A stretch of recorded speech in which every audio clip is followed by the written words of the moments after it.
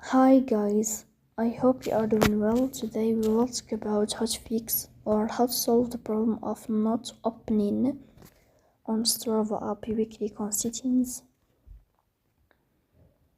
Here you will click on apps, default apps, app settings. Then in this page you will search about Strava app and you will click.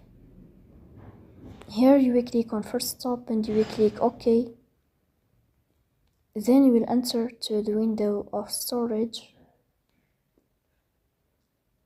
Here you will click on clear cache. In the end you will turn off your phone and you will wait a moment to restart your phone again to fix that problem. So please don't forget to support us by like and subscribe. See you next time.